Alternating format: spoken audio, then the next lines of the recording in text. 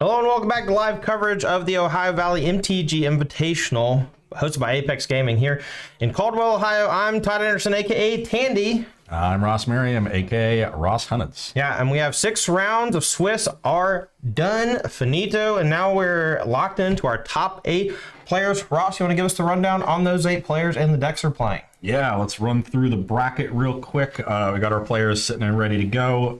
The 2-7 matchup we'll start with. That is going to be Jacob Fumich and Jonah Littman. That matchup is actually the Combotron. Yeah, we saw that earlier. Against Glimpse of Tomorrow Cascade. Well, that should be pretty brutal for the Tron player, I think, because they don't have a whole lot of, other than maybe something like Oblivion Stone. I don't know how they actually interact with the opponent at all. That said, Oblivion Stone and Ugin, those kind of sweepers should be pretty good. So we'll see how that goes. That's our way backup match. Yeah, that's our last case scenario match. Yeah. Our 3-6 match is going to be Michael Grafton on Grixis Creativity against David Nolan on Is It Murktide. So that should be a really interesting one. I'm not sure how it goes. The Creativity, their main removal spell is Fatal Push. That doesn't answer a Murktide region very well. No, but the numbers on Murktide have been a little bit murky thanks to the addition of those Ledger Shredders. So I wouldn't be surprised, if since these are closed deck lists for the players, we're trying not to give away too much. But Fatal Push handles everything except Murktide. And that said, Archon of Creativity seems like it will, Archon of Cruelty. Yeah. Seems like it would dominate the matchup should it hit the battlefield. Absolutely. So, and they can go really fast, though, with the Persist, too. Yep. On the other side of our bracket, we've got our number 1 overall seed. That is going to be Michael Belfato, who we saw win on camera last round, playing Living End. They are going to be playing against Chris Kirkpatrick on Gruul Belcher. Yeah, I expect the Belcher one to take this one down. Outside of some Force of Negations, maybe a 3-mana cast, Mystical Dispute, or just some early stumbles from the Charbelcher deck. I'm going to put Charbelcher firmly in position of winning that match. I don't know. I think this Living End deck can get out to a quick start and turn 3 Living End, establish a clock. If they have a Force of Negation back or a Force of Vigor, if the Belcher deck has to tap out for Belcher and pass the turn. I think I could see that one going either way. I think that if the Belcher deck draws well, their best draws, there's not much a Living End deck can do about.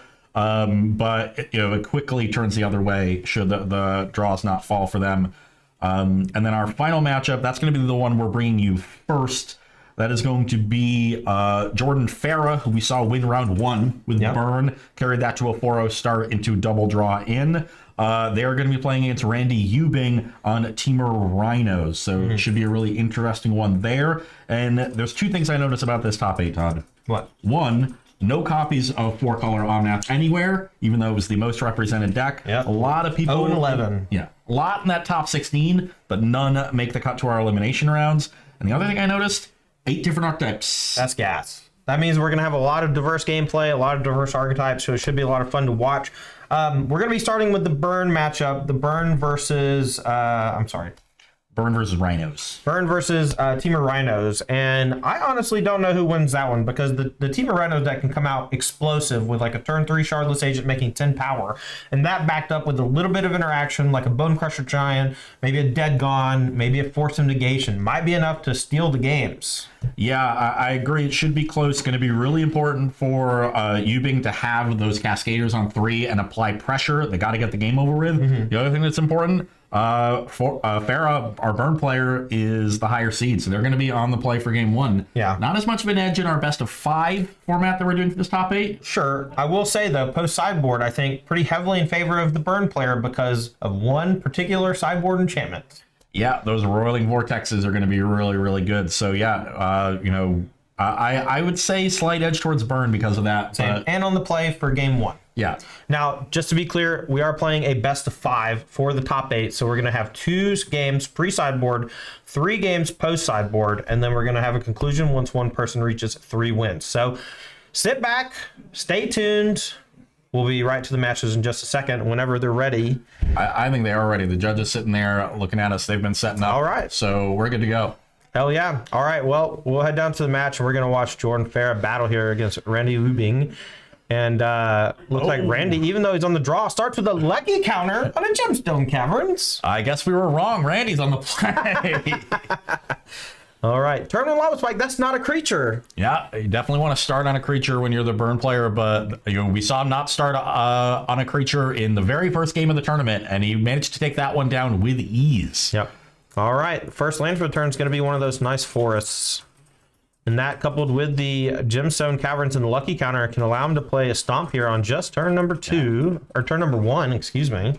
And very nice here for Ubing to have a painless start to his mana base. So, fetches, no shocks, not doing any of Farah's work for him. Now, of note, I'm not positive Randy actually has a third land yet, but does have a couple pieces of interaction.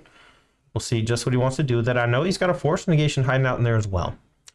Second land here for Jordan, untapped Sacred Foundry, going to shock to get it down to 17. Looks like he's going to thumb in that Eidolon the Great Revel. Could deal some serious damage, but we know Randy does have the Bone Crusher Giant at the ready. Yeah, and that Bone Crusher is going to limit the damage that that deals. Pretty straightforward list here from Ubing. 4 Fury, 3 Dead Gone, 4 Brazen Borrower, and where are our Bone Crushers? In his hand. Oh, I had to scroll up further. Scroll up further. We're looking at this on our phones. Okay. He's got 3 Bone Crushers, so... Bone Crusher Giant goes on an adventure with that Stomp, and Eidolon goes on into an adventure to the graveyard. Yes. Does Randy have a third land? We'll see in just a second. He does. It's a Catcher Triumph tap, though. No Cascader this turn. No Bone Crusher being cast this turn either. That's a really good news for Burn fans. No Rhino is going to be coming down till at least next turn. Yeah, it does look like he has a Shardless Agent in hand, too. Upkeep, we have Fire Ice being cast. Ice being used to tap the Sacred Foundry and draw a card. We'll see if Jordan wants to throw a Lightning Bolt at face. Yeah, I'm not sure I like that line because of all the instants. So you're unlikely to actually strand the mana because Jordan can respond to some sort of instant, even if it's a 2-mana one. And now you could get caught to a haste creature if you happen to have drawn one, and it looks like he did. So now this Swift Spear is going to be able to get in for some damage. Yeah, I like the gamble, though. Another Eidolon is potentially damaging, and if you can keep them off of Eidolon, I think that's great. Yeah. And that said here, if you hold it, if you leave it up and Jordan just goes Swift Spear attack with 1 mana up, it's not like you could go for the fire. Yeah, here's a Shardless Agent now. This is going to produce... This is a guaranteed hit on Crashing Footfalls. That's the way the deck's constructed. And Crashing Footfalls comes down here off the Shardless Agent. And we're going to make 10 power for just 3 mana. And this is where the ball starts rolling for Randy Ubing and his Temur Rhinos deck. Yeah. Jordan looks like only 2 cards left in hand. There might have been a mulligan involved this game. Doesn't seem like he's on a full grip of resources to be that low at this point after missing some land drops. And unfortunately for Jordan, I do believe Randy has 2 copies of Force Negation in hand.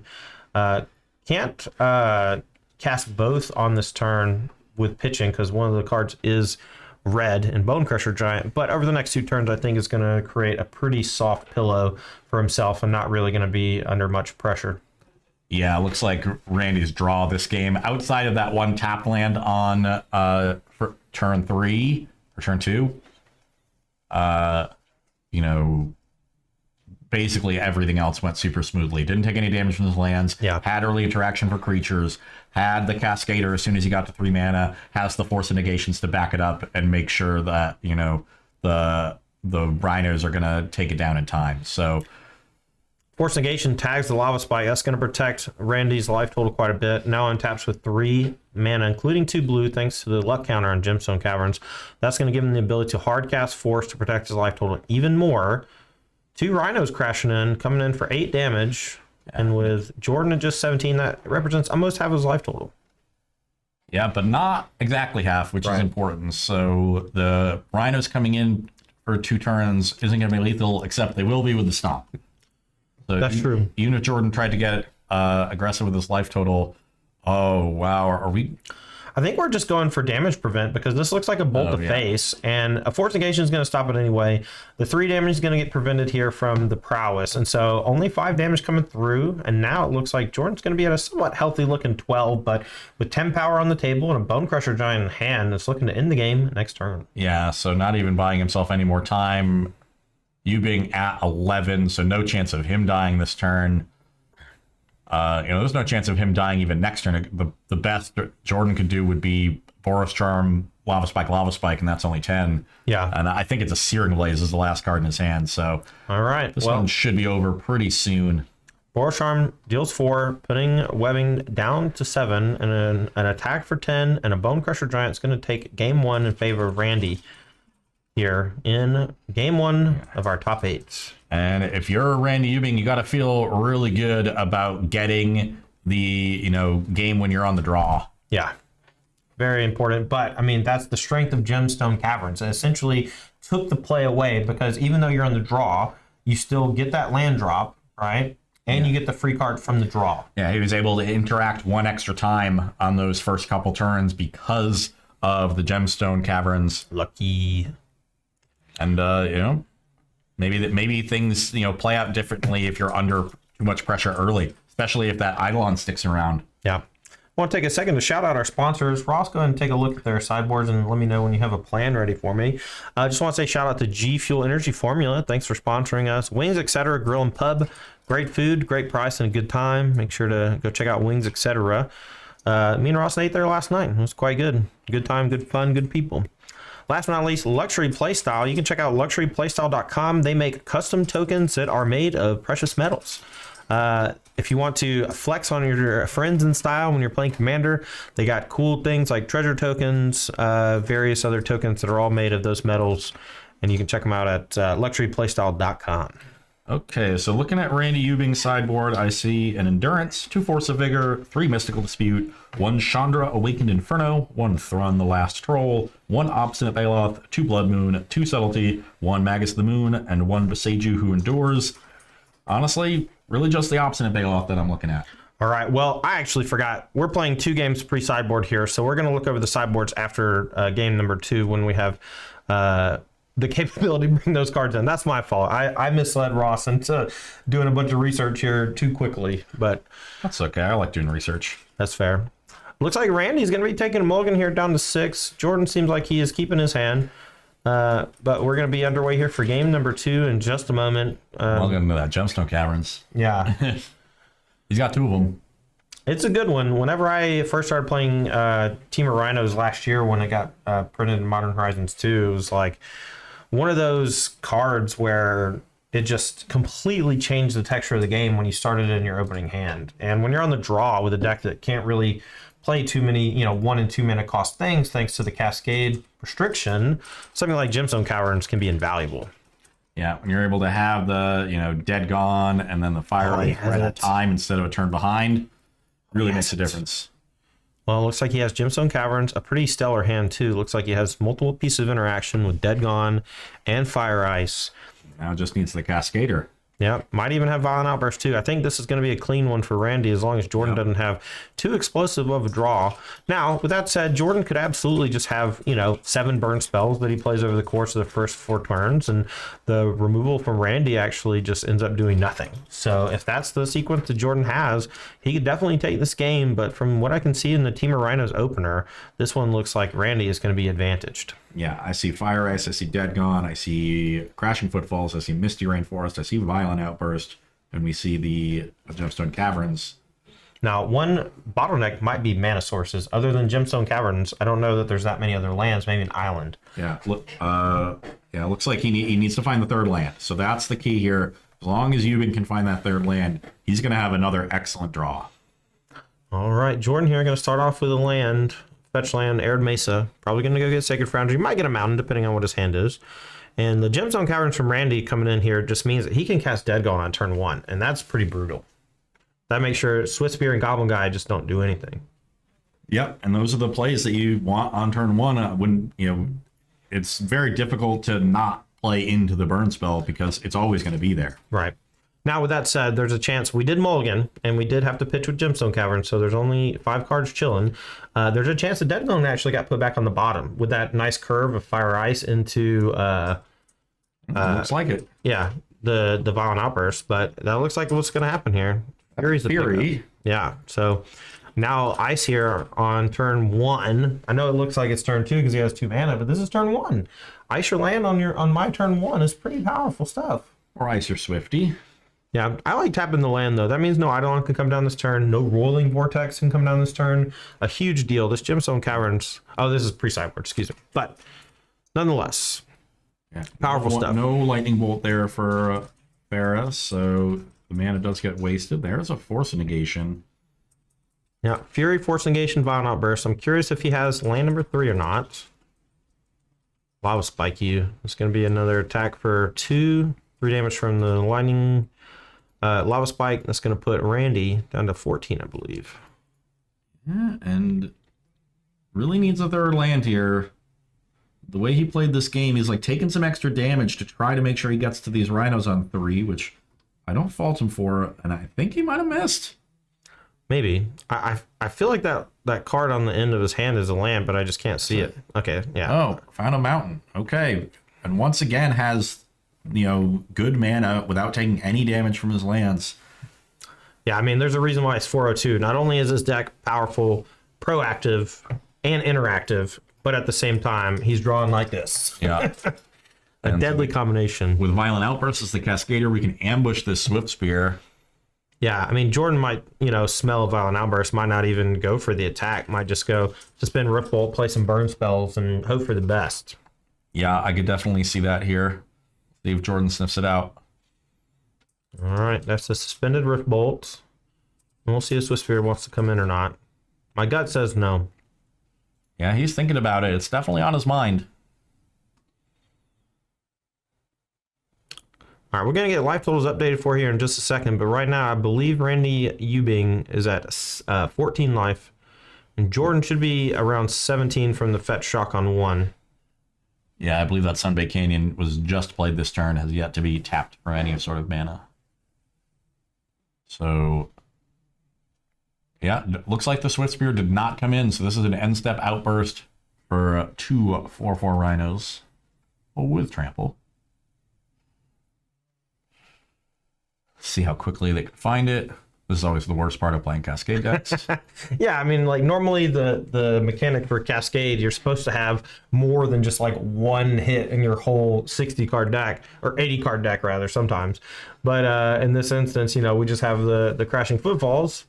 So that's what's going to be what gets found. And we got a bunch of cards getting shuffled into the bottom. A mechanic designed to have lots of varied gameplay ends up having the most homogenous gameplay possible.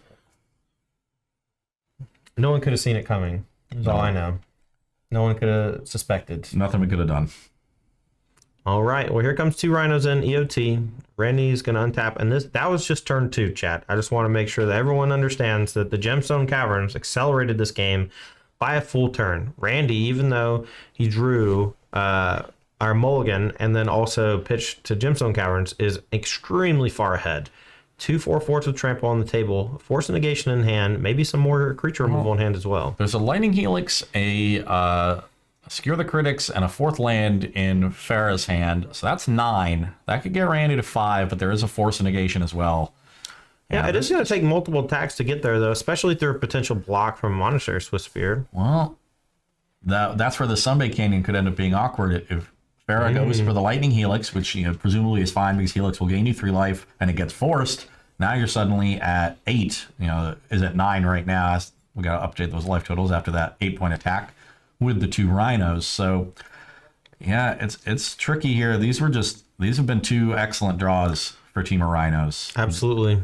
Now, exactly how they want the games to go and how they want their draws to go. And when you start, factoring in the combined strength of these fast draws, consistent and painless, as well as the pitch cards like Fury here, like we're seeing, dealing 4 to the Monastery Swiss Spear, you're starting to see why this Team of Rhinos deck is one of the best decks in Modern.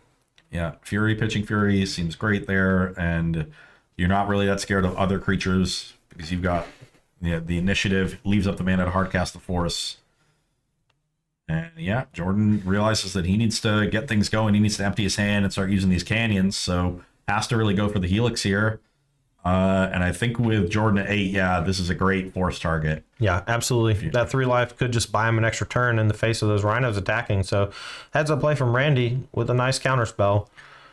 Rift Bolt 3 to the face. A burn player to the end. All right. Upstairs, please. Yeah. All right, draw for turn. Boros Charm is it. Yeah, that's only 7. That gets Randy to 4. Unfortunate. And I don't think there's any way out either. He could have potentially gone target Rhino, but I think that's a losing proposition long term. Yeah, I agree. And you just got to kind of hope for the best, I guess. And you see here, he had a great, few turns there with interaction into Rhinos and interaction with the Fury, but really needed the Force negation. If Jordan's at 11 and Yubing's at 8, because the Lightning Helix resolves, now the 7 damage in hand puts Yubing to 1, and Jordan's at 11. He can even tap the Canyon a time or two, take the 8-point attack, and have 2 more draws to find something to do the last point of damage. Yeah, and there you're really seeing the strength of Force negation just kind of hard carrying there. And that's with Yubing not dealing himself any damage. A single fetch land there and a lack of Force negation, and the game's already over. Yeah, so impressive stuff, man. Yeah, it really goes to show you just how elite that draw was. So both draws. Yeah, this is game 2. We've already seen almost the exact same draw in game 1, and since we're playing best of 5, we still get 3 post sideboard games. Should it come to that, Jordan's in a hole though. 0-2. He's going to need a lot of help from Rolling Vortex and the rest of his sideboard. Ross is going to take a peek at it, and he's going to give us some insight on how he thinks they're going to sideboard. We've mentioned it already, but we got 4 copies of Roiling Vortex, and there's a lot of text on that card. And part of it is that if an opponent casts a spell without spending any actual mana, they take 5. Yeah. That's what we call in the business a lava axe. Operation! So I imagine those Roiling Vortexes come in, and, knowing that Roiling Vortex is such a common card in burn sideboards, if you're, Yubing, you got to bring in some disenchants. Yeah, absolutely. Or just some, you have to have all your bounce effects, your Otawara, your Brazen Bars. He's got 4 borrowers, so that's solid. Yeah. But Force of Vigor also has other targets in the Eidolon of the Great Revel, right? Yeah. So maybe Force of Vigor in some number has to come in to protect you. There's a Beseiju in the sideboard. I imagine that comes in. There's one in the main 2s. Maybe 2 Beseijus and 4 borrowers is enough. Yeah. Now, the 4 Whirling Vortex, these burn decks have been around a while. I haven't seen a ton in the last year ever since Modern Horizons 2, and I think that's partially because of the pitch elementals, but there's a couple other factors. But I haven't seen too many versions playing 4 copies of Rolling Vortex on the sideboard. So my point is, it's possible that there are no Force of Vigors brought in, and that Rolling Vortex actually just cleans house, and we'll see just how good it's going to be.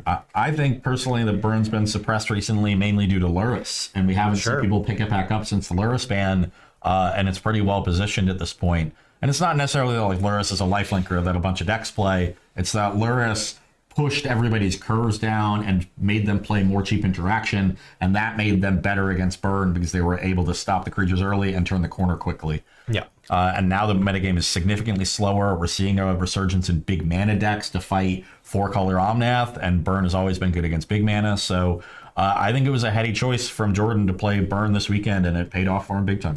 Yeah, we were at dinner last night with Jordan, and he said, I have 2 decks. One is burn, and I beat you with Deflecting Palm. Yeah. And I'm going to play that one. Yeah, I assigned his Deflecting Palms, gave him the commentator blessing, and see what happens. Yeah, look, all it takes is a little bit of Ross Merriam shine, and you just zoom right to the top 8, 402. But we'll see if his opponent here is going to put him in the ground. Yeah, right now, back against the wall here, it has to win 3 post-sideboard games. Normally, burn, not a great post-sideboard deck, but really just the Obstinate Baloth and maybe the extra Beseiju / Force of Vigors to handle his Vortexes coming in on Randy Yubing's side. So don't have to be super afraid, but if that Obstinate Baloth comes down, that's a rough one. Yeah, but so the 4 Whirling Vortexes are almost 100% coming in, and that can stop the life gain. Also has some Skull Cracks in the main, which it looks like he has a couple in hand.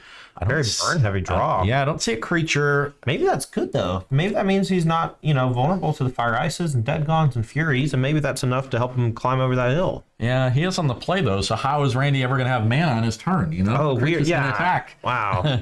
If he has a Gemstone Caverns, I'm gonna have to go check them sleeves. I just want, 3 in a row. No one's that lucky.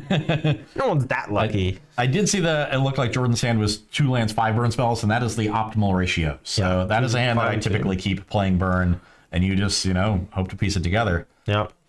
All right. Well, it looks like we're about to start here for game number 3 between Jordan Farah and Randy Yubing. Jordan on your left playing burn, Randy on your right playing Temur Rhinos. Both decks undefeated in the Swiss, going 402, double draw. Once they reach 4-0, we're able to secure their place in this top 8. Yeah, so they haven't played an actual match of Magic in a while. It looks like Randy, after mulling it over for a bit, decides to mull his hand. You really confused me with that. You're like, after he mulls it over for a bit, I was like, he's going to make a joke about this. Now, let's talk about exactly what these players are playing for. The top 16 all received $100. 9th through 16th place all received $100. This was a $5,000 total prize payout for this weekend. This is cash. Cash monies. Yeah. Now, on top of the cash, we actually also had some cool new tokens from Luxury Playstyle, including some of the not yet released treasure tokens that you'll be able to buy on luxuryplaystyle.com very soon. They're not quite on the website just yet. It's going to be just a little while before they get those online. But so everyone in the top 16 got some of those tokens. So cool prize for them. The top 8 is going to be paying out $250 to 8th through 5th. 4th and 3rd are going to get $450 each. Second place gets $800, and up top, first place, $1,500 on the line here in Caldwell, Ohio, for the Apex Gaming hosted Ohio Valley MTG Invitational. And it looks like we got a keep from you being he put a card on the bottom. Any luckies? No luckies. No, so unlucky. Yeah. All right, Jordan here starting it off. Fetch Arid Mesa. Going to go to 17 most likely. Could be a Lava Spike. Could be Suspended Rift Bolt. We know he doesn't have a creature. Let's see which one he goes with as his first spell. Think he's going to bolt himself. Maybe. Yeah, that's an option. There are 2 targets. It is me and you. He could maybe target us in the booth. Maybe. We're a ways away and we're behind protective glass. Well, Randy's also apparently behind protective glass while I was force negations. Holy jeez. Last 2 games were brutal. I do think I see a Lava Spike and a Lightning Bolt. Oh, we're going to go for an end of turn bolt. Yep. Draw for turn from Randy. No Gemstone Cavern, so gonna have to play fair this game for the first time all match. And that looks like a Scalding Tarn that's going to deal himself damage from his own lands for the first time. Yeah, 2 games straight, no damage from lands, but this Scalding Tarn gonna represent at least one. Probably gonna fetch a Triumph. I assume there's no 1-mana interaction. No need to fetch. Dead Gone though. Maybe not. Super punished here if there's a Dead Gone over there. And there is a Dead Gone. He might not cast it though. Ooh, well, we're gonna we're gonna main phase the spike. You're right. If Jordan spikes on turn 1, he can play Swift Spear, attack, hold up, bolt, and you at least just get a damage through. Yeah. Now, see if that damage matters. If Randy doesn't actually have anything to play here, he might actually need all 3 colors of mana. He could just soak the damage from all this stuff here, just fetch 1 from the Steam Vents. However, if he has another land in hand that, like, say, taps for green or taps for blue, he could go fetch Shock, play the Dead Gone, and then next turn, solve his mana issues with his second land. And this Dead Gone is going to take care of the Swift Spear with the trigger on the stack from the Prowess. Yeah. And so at this point, it's almost a little bit of a wash, because you figure if you had the bolt, Randy probably just takes the 1 and then fetches on the end step and gets a Triumph. Yeah, exactly. But if he only the rest of his hand is going to be somewhat damaging as well. He has a Steam Vents, so maybe has another access to another piece of interaction here that might require being tapped on this turn. So. And that is an Eidolon of the Great Revel. That's a nice draw. That's definitely a good one. We'll at least make Randy think twice about making some Rhinos. Yeah, anything that casts Rhinos gets 2 cast triggers from Eidolon, deals 4 damage. Randy is at 11. Untapped Otawara here going to allow him to cast something without taking damage. Looks like he has a Fury in the grip. Can maybe pitch Bone Man.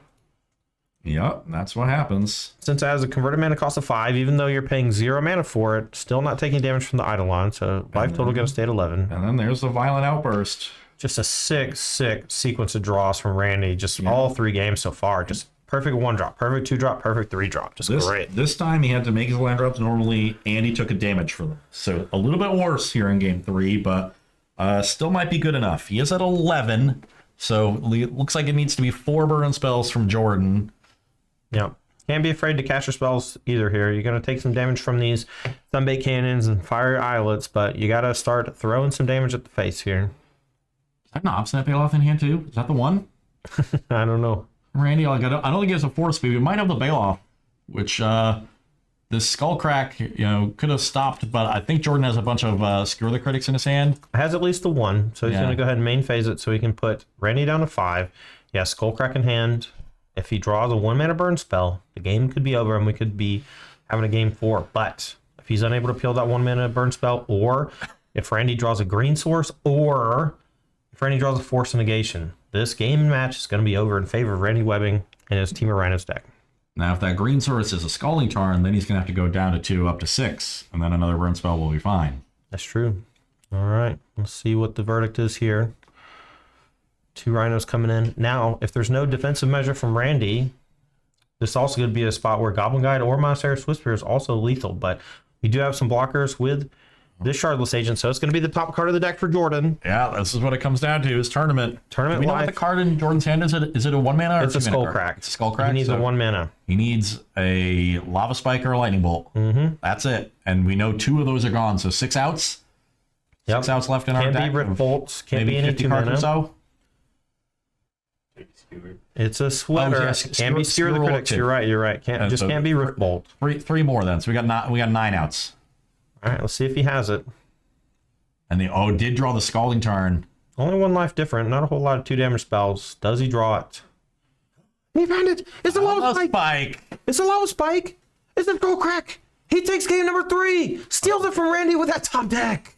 I got a better look at that last card. I think it might have been a Force of Vigor. Okay, all right. Which is also 2 green. So, yeah, there you see the importance of having the Force of Negation at the end. He had 2 of them in game 1, 1 in game 2, none in game 3, and that makes the difference. Randy able to hit the burn spell, bring him to -1, so that point off the Tarn early didn't make a big difference. Jordan was able to get it done. Yeah, very properly navigated, I would say, by Jordan, and able to peel the Lava Spike at the end. The classic burn player strategy, needing to draw a burn spell that costs 1 mana, finally doing it. Almost as tried and true as the needing to draw Boros Charm when your opponent's at exactly 4 life. Those of you who've played Modern for quite some time understand the pain that comes from getting hit with a Boros Charm in the face when you know your opponent doesn't have it yet, and you're at 4, and you're like, okay, literally any spell in the deck that's not Boros Charm. Well, I got some bad news. It's coming off the top, hot and ready, just like Little Caesar's pizza, baby. So now we are 2-1 in favor of Randy Ubing, and he gets to be on the play here for game 4. So this is the big one for him. Oh, that's a bad omen though, because he can no longer get lucky with the Gemstone Caverns. But if he loses this one, he's on the draw for game 5. So if I'm Jordan, this is where I'm hoping for my awesome Boros hand, or just hoping that my opponent doesn't have Rhinos on turn 3 for the first time in the match. Turn 2 most of the time though. Yeah, the lucky counter. It was turn 2 once. Because one time he had to play tap lands. Ah, you're right. Yeah, Ross is just dumb. What? Don't worry about it. If he loses the game, he's still on the play for game 5. And if he wins the game, it's okay. Good call though. Thanks, Taryn. Thanks for. I love it when Ross gets proven wrong. It's like an angel gets its wings every time Ross is wrong. Now Randy just has to win a game on the play. That's it. So that's what it comes down to. Like, you get 2 shots, you gotta win a game on the play. All right. Looks like both players are getting ready here for game number 4. 2-1 in favor of Randy. He's going to be on the play. Just took a harsh beating from a peeled Lava Spike. He's taking a long look at this hand, too. Yeah. I think they see a Crashing Footfalls in it, which is the worst possible. Yeah, you never want... In this matchup specifically, sometimes it's okay to draw Crashing Footfalls. Suspending it on turn 1 in some matchups is fine. In this particular matchup, it's a mulligan. It's already on 6. Both of them sending it back. That is significantly worse for Jordan Farah Burn, notoriously a deck that mulligans poorly. Yeah, for sure. I mean, every single card matters in these burn decks. That's why the Sunbait Canyons and Fire Islets are so important. They allow you to turn those dead land drops later in the game into potential burn spells. And we really saw the mono red burn decks actually gain a lot of juice from Modern Horizons 1 thanks to those powerful lands. I don't want to call them canopy lands. Horizon Canopy was the OG original, but we haven't had a completed cycle yet, so I don't even really know what to call them other than maybe sack lands. Or Horizon lands. Horizon lands. Okay, that's fine. I'll call them Horizon lands. The OG Canopy makes the nomenclature. Oh, there's no lands here. I think Jordan's on a no-lander. All right. Well, he's not going to keep, so he'll probably just go to 5. Yeah. But that just means that really every resource is bad. Every resource is needed, like we were talking about. Yeah. The Temur Rhinos deck functions on low resources much better than a burn deck. Definitely, because that one Cascader is worth basically 3 creatures. Right. And 2 to 3 creatures. And it looks like Randy is keeping. He's deciding which card to put back. Might be putting back a Force Negation. Maybe he had 2 of them. Yeah. And Jordan is going to go ahead and take a mulligan. They're shortcutting here. Randy going to go ahead and put a card on the bottom, even though mulligans haven't quite finished. You actually put the card on the bottom before you decide to keep. Okay. Well, I've only played one Magic tournament in live. Yeah. In the last 3 years. Technically, Jordan is supposed to put a card on the bottom and then say he's mulliganing. That's the shortcut. Nobody ever does that. Yeah. Forest Charm, Rift Bolt, Deflecting Palm, well-signed one. Another no-lander. Oh my god. Can we win going to 4 cards, or do we have to keep the 5-card hand with no lands and hope to peel land? So, Joe. I might actually have to keep a 5-card no-lander. I don't know if it's possible to win on 4 cards with a burn deck. It's just so hard to claw together that much damage in the first 5 or 6 turns. And with the Rhinos deck being as consistent as it is, that's kind of what has to happen for him to win. Aw, he boarded in the Deflecting Palms just for you, Ross. And just for you. Sent to the bottom. Yeah, well, it costs 2. And with no lands in your opener, need to draw. Okay. Passes the turn. You know, you might actually look at this match, chat. I want to be very clear. Jordan has played Burn for years. Jordan knows how hard it is to win a game with Burn with no lands. He thought it was more likely he'd win the game with a 5-card hand with no lands than any 4-card hand. That's how important each resource piece is. Now, he's probably going to lose this game, but how cool would it have been if he kept a 5-card hand, no lands, drew land, and then coasted to victory because of it? How cool would that have been? You're a 20 lane deck usually. There's 53 cards you don't know because you put a couple on the bottom. So you're a little under 40% to hit the first time. Same thing the next time. To try to hit both times, you're like 17% to win. And if you think you're going to win if you do that versus mulliganing to 4, how often do you think you win on 4 with the burn deck? Do you think you win 17% of the time with the perfect 4? I don't know, but I do think it's close and a very defensible decision, even though it looks embarrassing when you miss. Yeah, I have kept my fair share of looser goosers on the draw in the hopes that I draw land, and it's almost always because I think that mulliganing is too detrimental to the overarching game plan. I kept a no-land hand in the finals of an open. Yeah, and you won very easily. No, I lost that game, but I won the match. Oh, okay. Well, even better. Hard cast Bone Crusher Giant from Randy is the first spell cast in the game. Jordan drawing and discarding the Swift Spear. An unfortunate end to his tournament, more than likely this game. An Obstinate Bailoff. That's the one of, and it's going to seal the deal. It's going to put Randy all the way back up to 20. He has 8 power in play versus 16 life. Still no land from Jordan. He's going to pack it in. A disappointing finish to his tournament, but still congratulations to him for making it all the way into the top 8 here at the Ohio Valley MTG Invitational, hosted by Apex Gaming. Shout out to him. Cool guy. Met him last night. Really nice fella. Yeah, rough way for your tournament to end after starting with the undefeated Swiss record. Just ran into a buzzsaw there, a bunch of Rhinos, and then a game where it didn't get to play Magic.